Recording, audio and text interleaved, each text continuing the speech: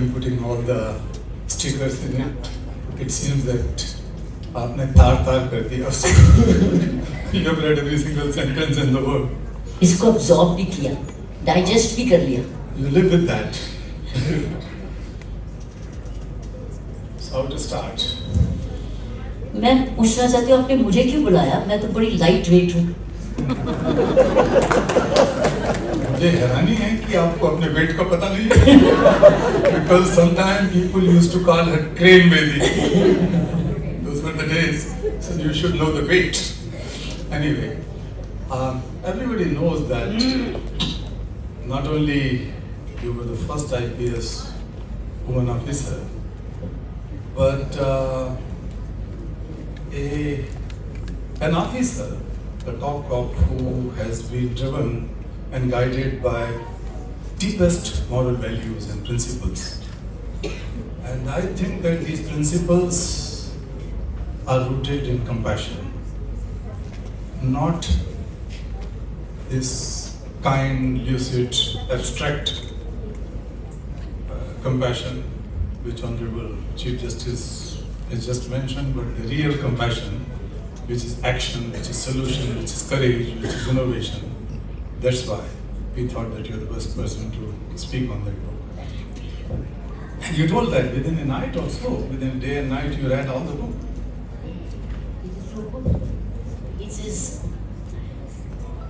बहुत कुछ सिखाती है ये बुक. तो कंपल्सरी रीडिंग होनी चाहिए हर नागरिक के लिए. Thank you. हर नागरिक, छोटा हो या बड़ा, मोटा हो या पतला.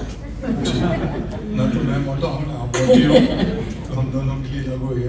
Very very said good book. ये आप एक बार शुरू करें तो छोड़ नहीं सकते. Thank you. तो इस पर कुछ बातचीत कीजिए, जो भी आपने लगाए हैं निशान पूछिए मेरे से. तो जब मैंने आपकी बुक पढ़ी मुझे समझ आई क्यों बुलाया आपने मुझे.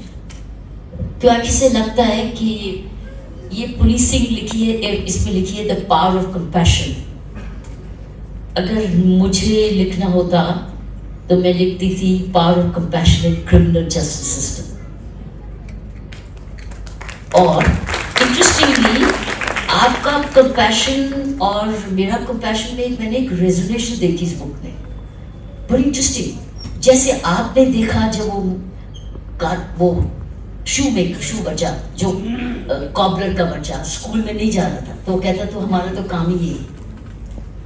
और आप में वो सेंसिटिविटी जागी और आपको जीवन बदल दिया.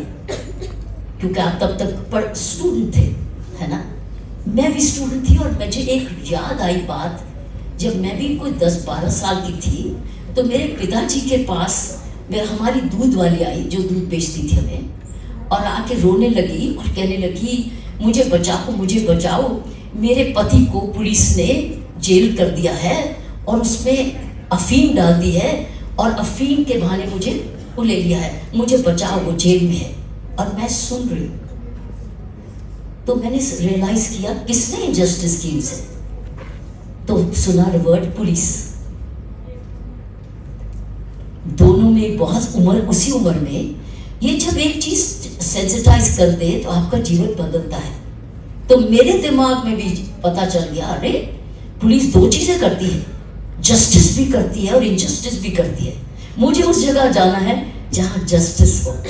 तो मैं ये आपकी किताब जब पढ़ी तो मुझे रेजोनेशन आई कि देखो कैसे छोटी छोटी बातें जब हम बचपन में सुनते हैं कैसे असर होता है.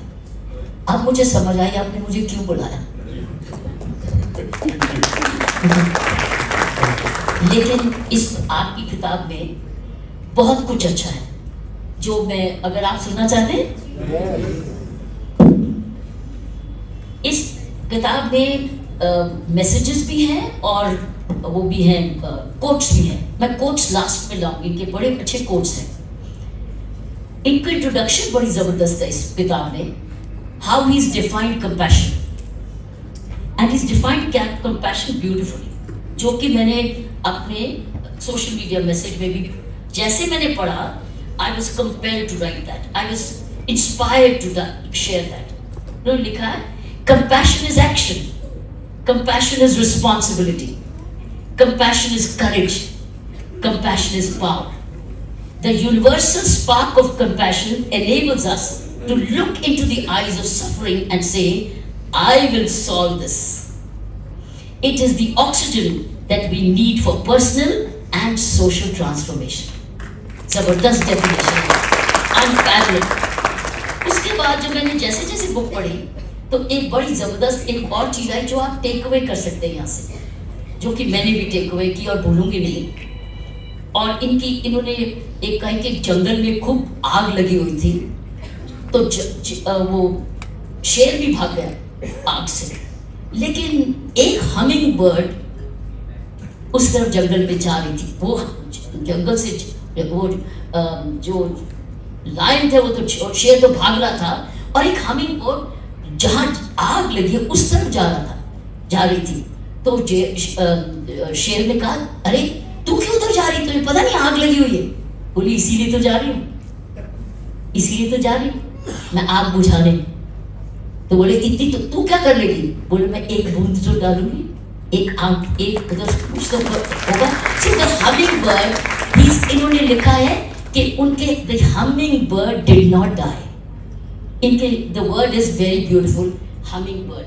और जिसके दिमाग में hummingbird रहती है, वो hummingbird यही है कि मैं तो कर सकता हूँ, अगर सारे नहीं कर सकते, ज्यादा नहीं कर सकते, तो मैं इतना तो कर सकता हूँ। सो अगर हम लोग समझे, ये मैसेज था कि हम लोग अगर अपना इंडिविजुअल रिस्पॉन्सिबिलिटी समझ ले, जैसे इस छोटी सी बर्ड ने समझा, the life would be totally different. There are many examples of this, and these are. See, there is a very interesting story behind it. Please.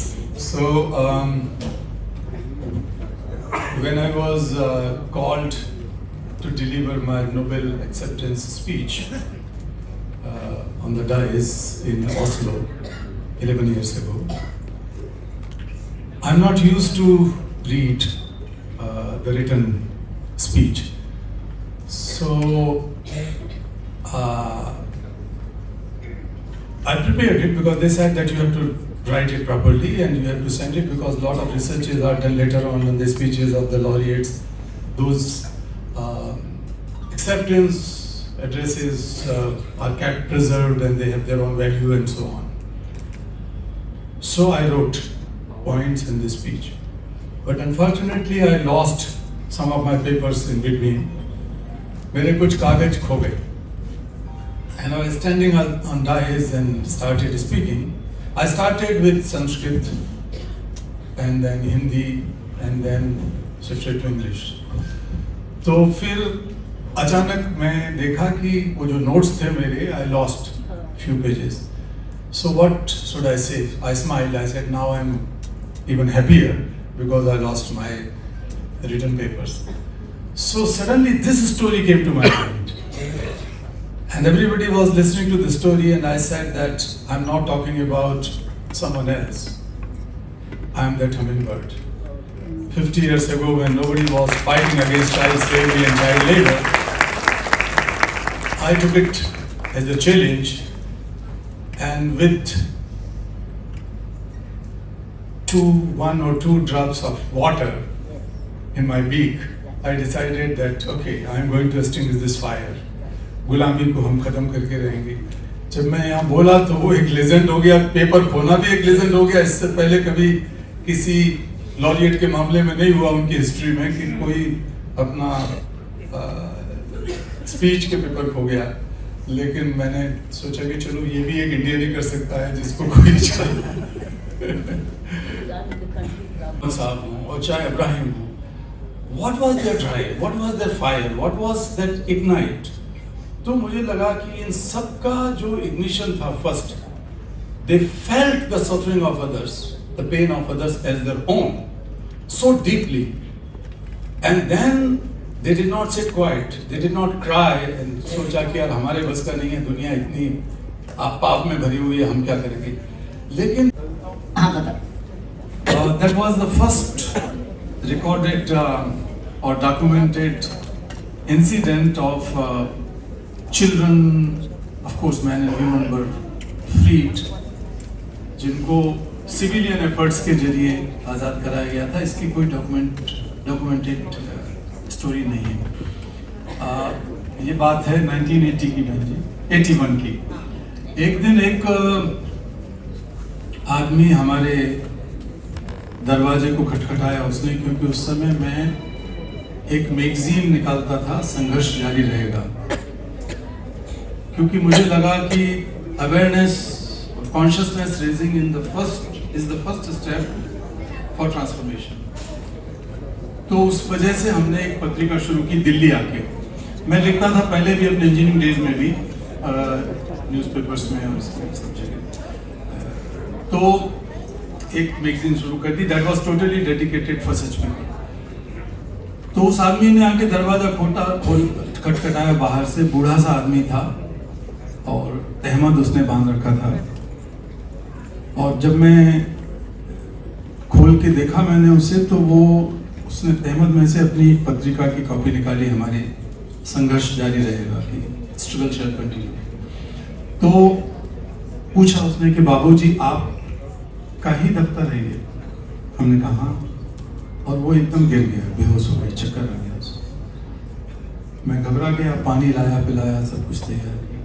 फिर उसने जो कहानी बताई, that was unbelievable, that was so shocking. उसने बताया कि करीब 17 साल पहले उसकी न्यूली मैरिड वाइफ को, उसको और कुछ और लोगों को अलीगढ़ के पास के गांव से बहला फुसला के सरहिंद के ईंट भट्टे पर काम कराने कुछ दलाल लोग ले गए थे। उन दलालों ने झूठा लालच दिया, थोड़े बहुत पैसे दे दिए। वो जानता नहीं था कि एक बार फंस जाएगा तो कभी छूट नहीं पाएगा। वहीं उसके बच्चे पैदा हुए, बाकी परिवारों के बच्चे भी वहां पैदा हुए। जो सबसे बड़ी, उसकी जो बड़ी लड़की थी, उसका नाम था साबो। इस आदमी का नाम था वासल खान। तो वासल खान की बेटी के लिए कुछ दलाल लोग आ रहे थे उसका सौदा करने। जब उसकी माँ को पता लगा कि इस लड़की को तो वहाँ ले जाके उस भट्टे मालिक के दफ्तर में, उसको तो टटोल के कपड़े हटा के लोग, वो दलाल लोग जो दिल्ली के जीबी रोड के थे, वो उसको खरीदना चाह रहे। और बहुत जिद्दोजहद हुई, क्योंकि वो ज़्यादा पैसे मांग रहा था कि ये वर्जिन है, ये है, वो है, और हम नहीं बेचेंगे ऐसे। लेकिन समहाउ वो बिक नहीं पाए। तो बाप को जब पता लगा तो वो क्या करता, वो बाप, गरीब बाप, 17 साल से जो गुलाम बना हुआ था, रात को इंतजार करता रहा। और जब ईंटें जिन ट्रकों में लद के जाती हैं, तो उसमें कूद के वो बैठ गया छुप कर। उसे पता नहीं था ट्रक कहाँ जा रहा है। ट्रक पहुंचा चंडीगढ़। तो चंडीगढ़ में उतर के वो यहाँ वहाँ रो रहा है, धक्के खा रहा है, किसी की मेरी बेटी को बचा लो, मदद करो, मदद करो। तो किसी ने कहा कि पुलिस के यहाँ चले जाओ। उसे पुलिस से बहुत डर लग रहा था। काश कि भारत में आपके जैसे पुलिस ऑफिसर होते तो भारत की पुलिस की तस्वीर कुछ और होती। तो हाँ, ये बैठे हुए हमारे ओपी सिंह जी, हाँ ओपी सिंह जी भी हमारे मित्र हैं और हमारे साथ बहुत काम करते रहे हैं, कर रहे हैं। तो इसी तरह के अगर ऑफिसर होते तो कुल मिला के ये हुआ कि वो पुलिस में डर के मारे नहीं गया। तो कहीं किसी के शायद कोर्ट कचहरी के चक्कर काट रहा था कि कोई मदद कर दे। तो उसे एक आदमी मिल गया जो हमारी मैगजीन का सब्सक्राइबर था। उसने वो पत्रिका उसके हाथ में दे दी कि भाई हम तो जानते नहीं क्या होगा, लेकिन ये आदमी तुम्हारी कहानी लिखेगा। वो ऐसी कहानियां लिखता है इसमें, और तब शायद सरकार सुन ले, कोई सुन ले, और तुम्हारे बच्चे और तुम लोग छूट जाओ। तो बेचारा कुछ नहीं जानता था। पता पूछते पूछते 2-3 दिन धक्के खा के किसी तरह दिल्ली पहुंचा और हमारे घर तक पहुंच गया। बात था आखिर। तो जब वो बता रहा था, बहन जी, वहाँ की कहानी सुनेगा जिसे, हाँ वहाँ बता रहा था, तो मैंने जब लिखी ये सब कहानी कि क्या हालत है, लिख रहा था मैं तो पत्रिका के लिए। And that was the moment of a bitter truth but a soul searching moment also. क्योंकि मुझे लगा कि अगर ये मेरी बेटी होती तो मैं क्या करता, या मेरी बहन होती तो फिर मैं क्या करता। मैं भी 26 साल का था, वो शायद 40-45 साल का होगा। तो मैंने कहा तुम अब लिखूंगा नहीं, मैं तुम्हारे साथ चलूंगा और छुड़वाऊंगा तुम्हारी बेटी को, चाहे कुछ हो जाए। तो हमारे पास कोई घर के नाम पर एक, दिल्ली जब हम आए थे इंजीनियरिंग छोड़ के, तो एक 8 फुट बाई 10 फुट का छोटा सा कमरा था। वो हम रहते थे, हमारा बेटा भुवन रहता था 1 साल का, और अस्मिता उस समय पैदा नहीं हुई थी। तो हमने कहा बासल भाई आप भी यहाँ ठहरो। हम लोगों ने खाना बनाया, खाना पका के खिलाया, उससे दरी वरी बिछा के इंतजाम किया सोने का। अब उसको लगा कि ये तो इतने गरीब लोग हैं, खुद ही हमारी क्या मदद करेंगे। बोला बाबूजी हम स्टेशन पे जाके सो जाते हैं रात को। तो हमने कहा नहीं, हम तो तुम्हारी बेटी को छुड़ा के दम लेंगे। अब हमारे पास ऐसा कोई संसाधन नहीं था, कोई संगठन भी ऐसा नहीं था। सो देन सुमेधा पैसा जी, कहाँ से आया? तो फिर सुमेधा जी को हमने कहा कि भाई क्या करें। तो इनकी शादी के जो गहने थे, तो इन्होंने कहा कि मेरे पास गहने हैं शादी के, तो क्यों ना इन्हें ले लो। Friends, she sold her jewelry. So हमने ज्वेलरी को और एक क्योंकि हमें ट्रक किराए का लेना था, क्योंकि उस आदमी ने कहा था कि मेरे परिवार के अलावा भी 30-40 लोग और हैं। तो एक ट्रक किराए का लिया और हम वहाँ पहुँचे। वहाँ पर हमारी पिटाई हुई, हम वापस आ गए। लेकिन बासल खान पकड़ा गया, बहुत पिटाई हुई। लेकिन सुमेधा जी ने एक भी मिनट नहीं लगाया, हमने कहा भी नहीं, उन्होंने अपना गहना दे दिया उतार के कि हम इससे करेंगे। This is the first recorded, as I said, not only in India but anywhere in the world, when with some effort a slave family has been rescued by a civilian or a civilian effort. तो उसको लोग दुनिया भर में इसको coat करते हैं लोगों को। लेकिन बहन जी आप महिलाओं की भी बहुत बड़ी इंस्पिरेशन है सारी दुनिया में और देश में तो ही है। तो सुमेधा जी को आपने याद किया इस नाते, तो उस कहानी के साथ ये बिना कैसे कर सकते थे आप? नहीं कर सकते, उनकी वजह से ही कर सके। ये साथ होता है। This is when the family unites for a cause, तो दे ट्रांसफॉर्मेशन आती है। अच्छा, एक और बड़ा है उससे फिर संगठन, समाज, दुनिया, यूनाइटेड नेशंस बनते। तो वो कंपैशन जो है वो उसमें की है। तो हमने कहा कि कंपैशन तो हम सब साथ में लेके पैदा हुए, लेकिन हमारी जो अपब्रिंगिंग है, हमारा जो एजुकेशन है, हमारा जो पूरा इकोसिस्टम है, वो हमको बहुत ही ज्यादा स्वार्थी बनाता है, माफ कीजिएगा। और हमारे, जैसा मैंने कहा, धर्म और हमारे समाज के जो जिम्मेवार इंस्टीट्यूशंस हैं, उनकी ऑक्सीजन खत्म हो गई है, करुणा की ऑक्सीजन। तो वो उनकी वजह से जो कुछ हम बन रहे हैं, वो हम कंपैशन के ऊपर लेयर पे लेयर चढ़ाए जा रहे हैं। स्वार्थ की लेयर, अहंकार की लेयर, बिखराव की लेयर कि मैं हिंदू हूँ, वो मुसलमान है, ये ईसाई है, ये सिख है, ये है, वो है। ये जो आइडेंटिटीज की लेयर है बाहर से चढ़ाई गई है।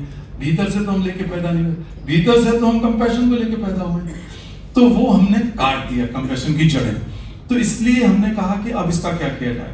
If compassion is already inside us, we are all born with immense compassion. हम करुणा के समुद्र को लेके पैदा हुए हैं। हम जैसे दिमाग हमारे अंदर अनंत है, चेतना हमारे अंदर, हम कहीं भी पहुंचा सकते हैं। तो करुणा के माध्यम से भी हम कुछ भी कर सकते हैं। तो उसको पहचाना जाए, the level of compassion at a given point of time. आज अगर आपके पास 4 चीजें उसकी नापनी है हमको। एक, the level of awareness, taking cognizance of surroundings and others problems. दूसरी जो है वो है connectedness, the intensity to connect, the willingness to connect. So connectedness is second thing, जुड़ाव। और तीसरा है feeling।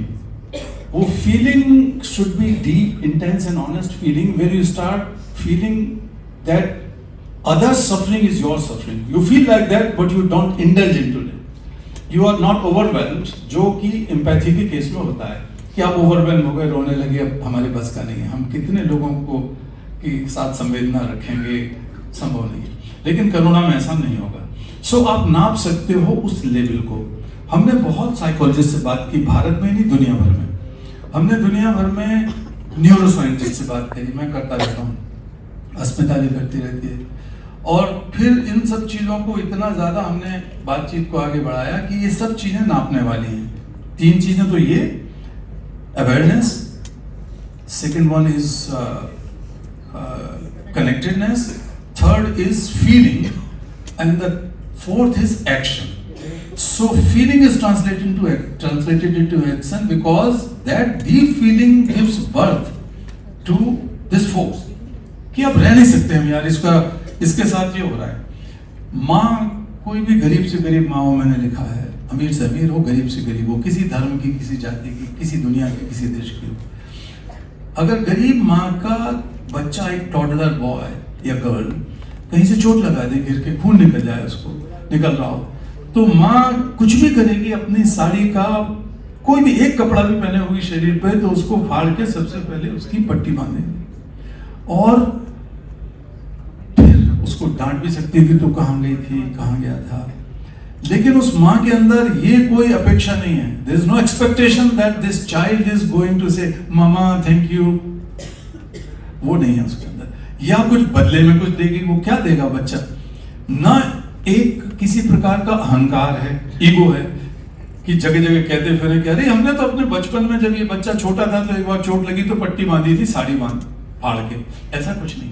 So this is selfless, egoless, desireless and expectationless relationship. ये रिलेशनशिप जो है सबके अंदर। तो हम देखते हैं कि सबके अंदर वो चीज है, वो हमने दबा के छुपा के रख दी, हमारे समाज में रखवा दी हमसे।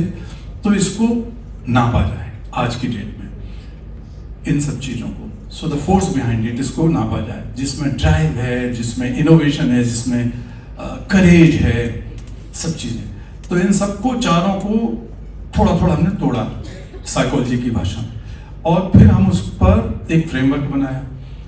उस फ्रेमवर्क पर हम रिसर्च शुरू कर रहे हैं बहुत तेजी से कि सबके कंपैशन के लेवल को आज की तारीख में नापा जाए, और फिर वो कौन से तरीके अपनाए जाएं कि how to raise that level, उसको बढ़ाने का क्या तरीका हो। तो बहुत सारी चीजें हैं उसमें, एक्सपीरियंशियल लर्निंग है, एक्सपोजर है, ट्रेनिंग है, बहुत सारी चीजें हैं जो हमने देखी हैं, हमारे आश्रमों में देखी। आप तो इतने साल से कर रहे हो, तो आपके कंपैशन का लेवल दूसरों के मुकाबले क्यों ज्यादा है? पुलिस में रहते हुए ओम प्रकाश जी का क्यों ज्यादा है? ऐसी चीजों का।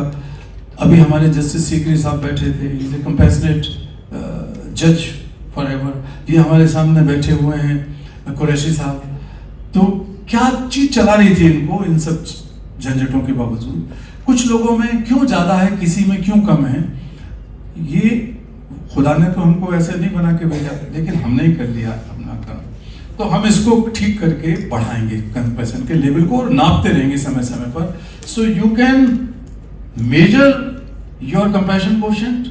हम उसको आईटी इसमें भी लाएंगे, एआई का इस्तेमाल भी करेंगे। हमारे प्रीतम बाबू शर्मा जी बैठे हैं यहाँ, कंपैशनेट डॉक्टर्स बैठे हुए हैं बहुत सारे, डॉक्टर नायक बैठे हुए हैं यहाँ, डॉक्टर रवि जसूजा जी बैठे थे, बहुत सारे डॉक्टर्स यहाँ बैठे हुए हैं हमारे पीछे, डॉक्टर मिश्रा बैठी हैं। तो क्या चीज है ये, कंपैशन का लेवल इनका हाई है और डॉक्टरों के मुकाबले।